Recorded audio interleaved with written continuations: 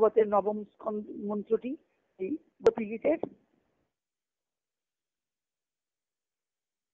গীতায় বলেছেন, মন মনা ভব মদ ভক্ত মজ্জাজি মাগ নমস্কুরু, আমাকে নমস্কার করো, আমার জন্য যজ্ঞ করো, আমার জন্য কাজ করো, আমাকে মন দাও। অর্জুনকে বলছেন।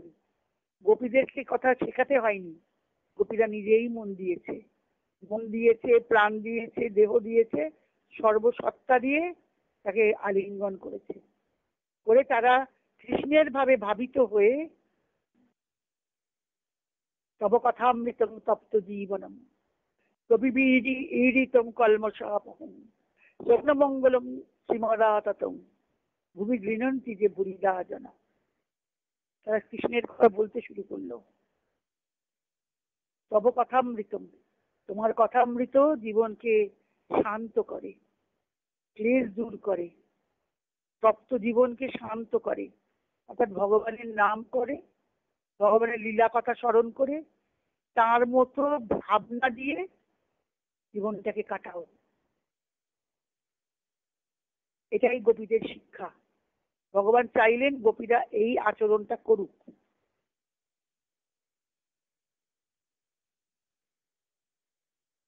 কবিরা বলে গেছেন এই কথা, এবং যারা এই কথা বলে এবং শোনে, ভূমি গৃণন্তি যে ভুরিদা জানা, তারা ভুরি দাতা। ভগবানের কথা যে বলে সেরা ভুরি দাতা।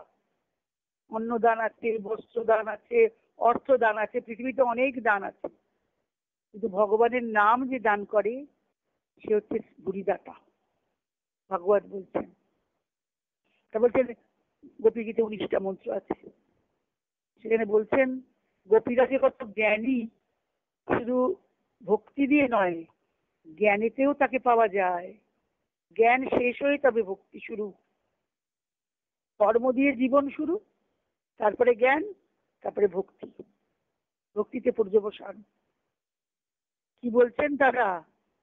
নকুল গোপিকা নন্দন ভবান অখিল দেহান্তরাত্মদ্রিক বিকর্ণার্থিত বিশ্বভুক্তয়ে সখ উদয়ীবান সাত্যতাঙ্কুলে। সখা সম্বোধন করছেন, ভবান আপনি বলে কথা বলছে। নকুল গোপিকা নন্দন, আপনি শুধু যশোমতির ছেলে নয়, আপনি কি? গোপীদের কত জ্ঞান, আধ্যাত্ম জ্ঞান। আপনি সকল জীবের অন্তরাত্মা, সাক্ষী স্বরূপ অন্তরাত্মা। তাহলে এখানে মানুষ হয়ে এসছেন কেন? বিকর্ণার্থিত বিশ্বগুপ্তায়, বিকর্ণস মানে হচ্ছে ব্রহ্মা, ব্রহ্মার প্রার্থনায় বিশ্বকে রক্ষা করার জন্যে, পৃথিবীর ভার হরণ করার জন্যে।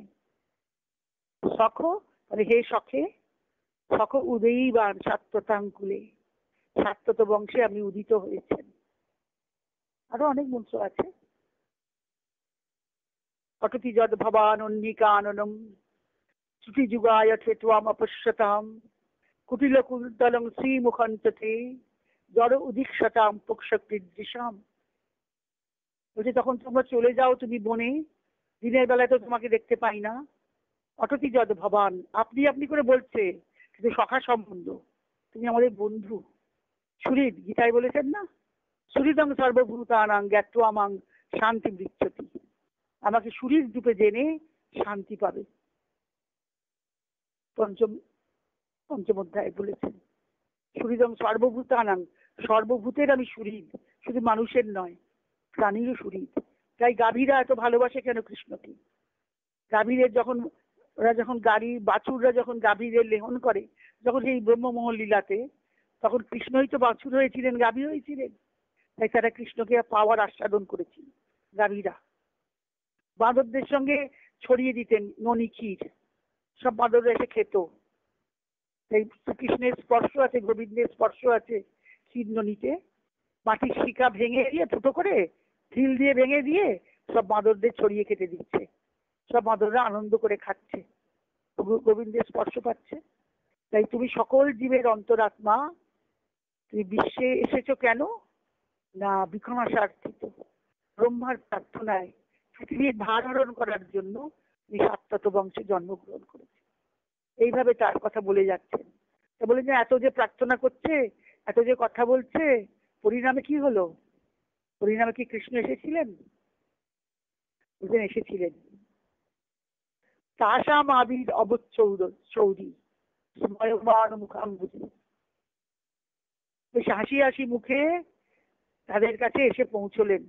শৌরী মানে সুর থেকে শৌরী, কৃষ্ণ।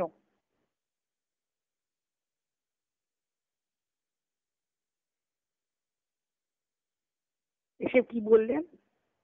তোমার গোপীরা তো খুব অভিযোগ করছেন যে তুমি এত আমাদের নিষ্ঠুর, যে আমরা তোমাকে এত ভালোবাসি, তুমি চলে গেছো।